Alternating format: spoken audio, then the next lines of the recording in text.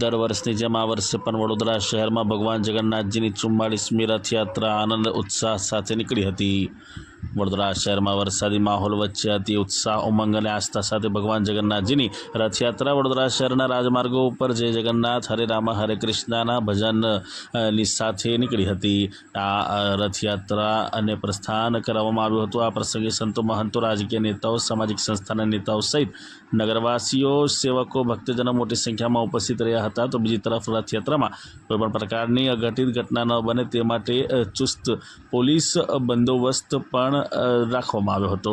અલબત્ત ભક્તિમય વાતાવરણનો માહોલ જામ્યો હતો। બીજી તરફ રથયાત્રાની પાછળ લોકોએ ભગવાન જગન્નાથજીના શીરાનો તથા ફ્રૂટના પ્રસાદ લેવા માટે ભક્તોની ભીડ જોવા મળી હતી। આ વખતે આશરે 45 ટન જેટલા શીરાની પ્રસાદીનું વિતરણ કરવામાં આવશે।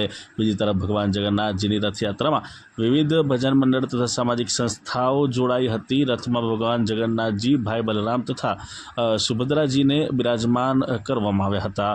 આ રથયાત્રાનું પ્રસ્થાન 3 થી 4 વાગ્યાના અરસા દરમિયાન વડોદરા શહેર રેલવે સ્ટેશન નજીકથી કરવામાં આવ્યું હતું। સમગ્ર વડોદરા જય જગન્નાથના નાદથી ગુંજવાનું છે।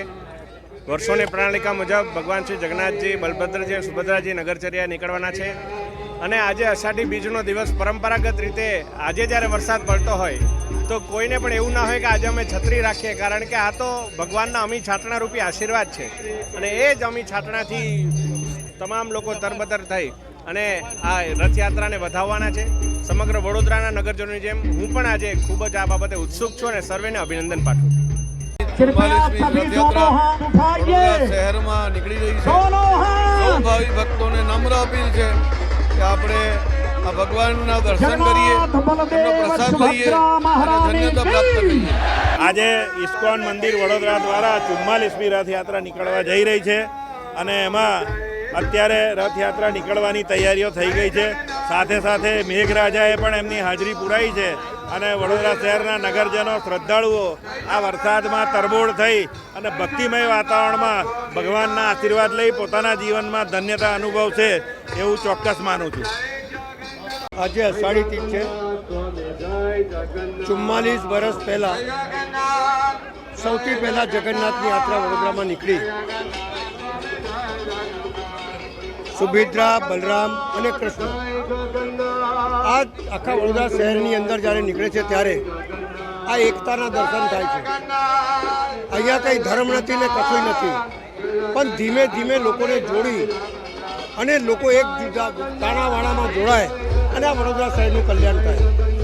જગન્નાથ પાસે હું એટલી જ આશા રાખું કે ભગવાન આ વડોદરા શહેરમાં કોઈ આપત્તિ ના થાય, આ વડોદરા શહેરમાં એકબીજાની જોડે દુશ્મની નહીં થાય, કારણ કે ધર્મ ઉપર છે અને ધર્મ હમણાં શીખવાડે છે કે તમારે કર્મ કરવાનું છે। અને વડોદરા શહેરના તમામ નગરજનોને કહું કે કર્મ સારા કરો, એ એમનો સંદેશ છે અને એક તાના બાણામાં જોડાઓ અને જગન્નાથ યાત્રાને સફળ બનાવો। હું જગન્નાથ પ્રાર્થનાને વંદન કરું છું અને આ રથયાત્રા સફળ થાય એની કામના કરું છું।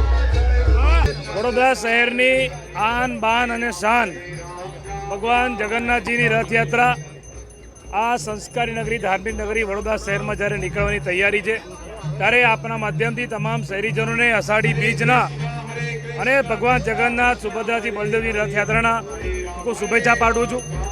ભગવાનના ચરણોમાં પ્રાર્થના કરીએ કે વડોદરા શહેર પર હંમેશા એમના આશીર્વાદ બન્યા રહે। ખાસ કરીને આજે હું ભગવાન જગન્નાથજીને પ્રાર્થના કરવા માગું છું કે આ ભ્રષ્ટ શાસકોના પાપે આ વડોદરા શહેર પાણીમાં ના ડૂબે એવું ભગવાનને પ્રાર્થના કરીએ। કે ગત વર્ષે તો આખું વડોદરા પાણીમાં ડૂબાડ્યું હતું, પણ પ્રભુના ચરણોમાં પ્રાર્થના કરીએ છીએ કારણ કે ભગવાન સિવાય આ વડોદરા શહેરને કોઈ બચાવી શકે એવું છે નહીં। જે લોકો સત્તામાં બેઠા છે એ તો પોતાની જાતને ભગવાન કરતાં મોટા સમજવા માંડે, ત્યારે આજના દિવસે બહુ રાજકીય વાત નથી કરતો, પરંતુ પ્રભુ ચરણમાં પ્રાર્થના કરું કે વડોદરા શહેરના નાગરિકોની રક્ષા કરે, તમામ શહેરીજનોને એમાં આશીર્વાદ મળે। આજના દિવસે જ્યારે ભગવાન નગરચર્યા નીકળશે ત્યારે તમામ શહેરીજનોને દર્શનનો લાવો મળશે, આશીર્વાદનો લાવો મળશે। મોટી સંખ્યામાં ભાવિ ભક્તો આખું વડોદરા શહેર બહાર ઉમટી પડ્યું છે, ત્યારે આપ સૌને આપણા માધ્યમથી ફરી જય જગન્નાથ, જય દ્વારકાધીશ। અષાઢી બીજના પવિત્ર દિવસે સંસ્કારી નગરી વડોદરાના આંગણે ભગવાન શ્રી જગન્નાથજી, બલભદ્રજી અને માતા સુભદ્રાજી જ્યારે નગર યાત્રાએ નીકળી રહ્યા છે ત્યારે વડોદરા વાસીઓ પર એમના અસીમ આશીર્વાદ વરસતા રહે અને પ્રભુના ચરણોમાં એ જ પ્રાર્થના કરું છું કે પ્રભુ સૌ ભક્તો સૌ શ્રદ્ધાળુઓની મનોકામના પૂર્ણ કરજો અને સૌને દર્શન કરવા માટે આહવાન કરું છું. જય જગન્નાથ.